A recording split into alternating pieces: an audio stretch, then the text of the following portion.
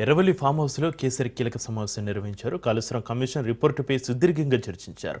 6 గంటలుగా BRS ముఖ్య నేతలతో చర్చలు జరిపారు కేసీఆర్. సమావేశంలో హరీష్ రావు, కేటీఆర్, జగదీష్ రెడ్డి, నిరంజన్ రెడ్డి, ప్రశాంత్ రెడ్డి, బీఆర్ఎస్ ముఖ్య నేతలు పాల్గొన్నారు.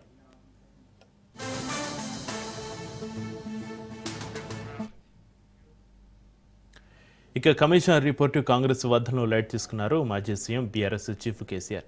కమిషన్ రిపోర్టు కాదు, కాంగ్రెస్ రిపోర్టు అన్న కేసీఆర్. కమిషన్ రిపోర్టు ఊహించింది అని ఎవరూ ఆందోళన చెందవద్దన్నారు కేసీఆర్.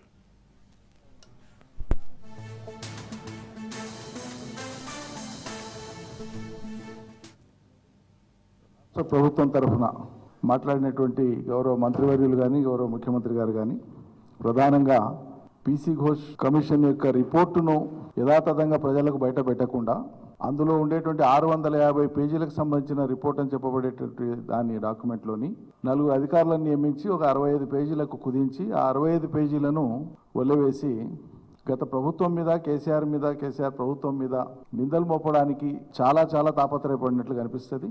మంత్రులు ఉత్తమ్ కుమార్ రెడ్డి గారు మాట్లాడే క్రమంలో పలుమార్లు బహుశా జాతీయ మీడియా దృష్టి తీసుకుపోయేటువంటి ఉద్దేశంతో కావచ్చు దాదాపు బ్రతిమిలాడినంత పని చేస్తున్నారు. అంటే మా అబద్ధాలను మీరు జాగ్రత్తగా నమ్మండి అని చెప్పడం. రిపోర్టును యథాతథంగా బయట పెట్టాలని మేము డిమాండ్ చేస్తున్నాం. ఒకటి, కొంతమంది కొన్ని అభిప్రాయాలు ఉన్నాయి. ఒక రిపోర్టు వస్తే ఏదైనా కమిషన్కి సంబంధించినటువంటి రిపోర్ట్ వస్తే అదే జిందా తిలస్మాత్ అదే సర్వరవర్ ఇవ్వాలని అనుకుంటున్నారు. చట్ట పరిధిలో అది కాదు.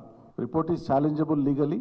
ఫర్దర్ కెన్ బి ఇన్వెస్టిగేటెడ్ రిపోర్ట్లో ఉండే అంశాలను కానీ that by itself is not evidence. అది నేను చెప్పే అంశం కాదు. కమిషన్ ఆఫ్ ఎంక్వైరీస్ యాక్ట్లో ఉండేటువంటి ప్రధానమైన అంశం అది. ఈ ప్రభుత్వం వచ్చే కంటే ముందు వాళ్ళు ఏం హామీలు ఇచ్చిండ్రో ఏం చేస్తామని చెప్పినరో అవి ఏవి చేయకుండా ప్రజల దృష్టి మరల్చడానికి ఒక్కొక్క ఎన్నికలప్పుడు ఒకటి తీసుకొని వస్తారు. అప్పట్లో ఎన్డీఎస్ఏ రిపోర్ట్ అని చెప్పినారు.